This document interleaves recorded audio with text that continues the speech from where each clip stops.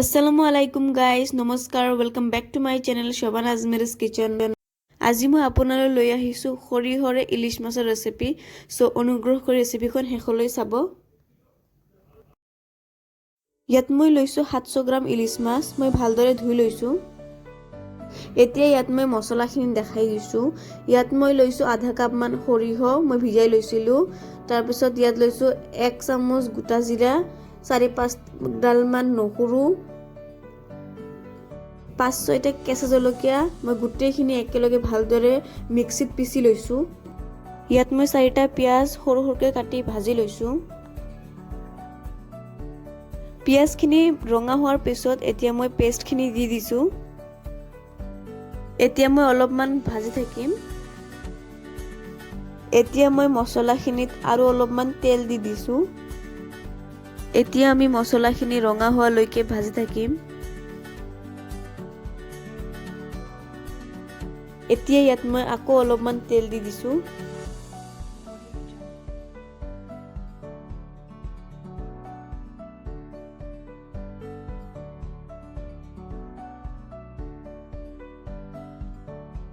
ভাজা মছলাখিনি মই অলপমান ইয়াতে সাইডত থৈ লম তাৰ পিছত ইয়াত মই অলপমান তেল দি কিনে ইয়াত মই গুড়া মছলাখিনি দি দিম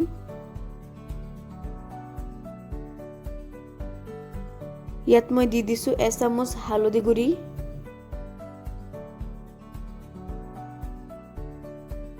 আধা চামুচতকৈ অলপ কম জলকীয়া গুড়ি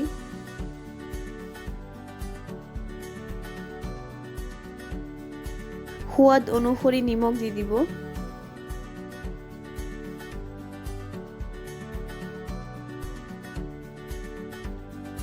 এতিয়া আমি আকৌ গুটেইখিনি অলপমান ভাজি লম আৰু এটা কথা মন কৰিব মছলাখিনি কিন্তু ভালদৰে ভাজা নহলে আপোনাৰ মাছখিনি খোৱাতে সোৱাদ নালাগিব সো অলপমান টাইম লৈ কিনে মছলাখিনি ভালদৰে ভাজি লব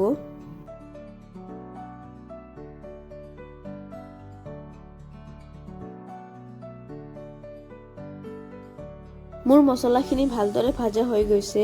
এতিয়া ইয়াত মই ডাঙৰ কাপেৰে 1.5 কাপ মান পানী দি দিছো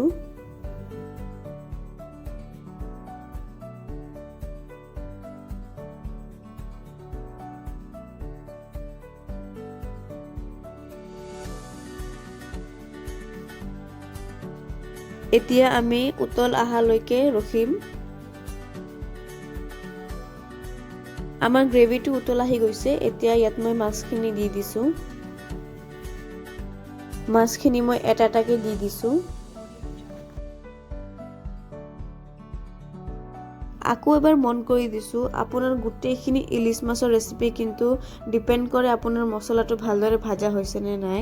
যদি আপোনাৰ মছলাখিনি ভালদৰে ভাজা হয় তেন্তে আপোনাৰ ইলিশ মাছখন একেবাৰে পাৰফেক্ট হ'ব একেবাৰে ধুনীয়া অৰিজিনাল সোৱাদটো পাব যদি ভাজা নহয় তেন্তে কিন্তু আপুনি খাবলৈ ইমান সোৱাদ নাপাব ইমান ভাল নালাগিব সো প্লিজ মছলাখিনি ভালদৰে টাইম লৈ ভাজি ল'ব এতিয়া মই মাছখিনি আকৌ ঢাকি দিছো 10 মিনিট মানৰ কাৰণে আকৌ এবাৰ মাছখিনি চাই লৈছো এতিয়া মই গেছটো মিডিয়াম ফ্লেমত কৰি দিম মই এতিয়া কেৰাহীৰ সাইডত ধৰি কেনে অলপমান হিলাই দিছো নহলে মাছখিনি তলত লাগি ধৰিব এতিয়া ইয়াত মই 6-7টা মান কেঁচা জলকীয়া মাজত ফালি দি দিছো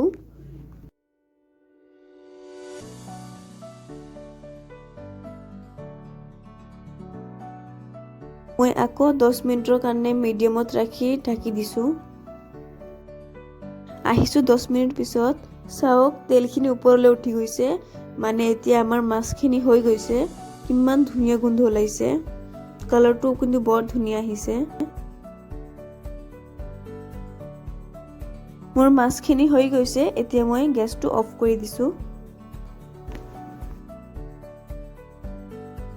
সো চাওক মোৰ মাছখিনি ৰেডি চাওক কিমান ধুনীয়া লাগিছে দেই দেখিবলৈ খাবলৈ কিন্তু বৰ ভাল লাগিব সো যদি মোৰ ভিডিওখন ভাল লাগিছে দেন প্লিজ এখন লাইক কৰিব আৰু মোৰ চেনেলটোক সাবস্ক্ৰাইব কৰি কাষত থকা বেল আইকনটো ক্লিক কৰি দিব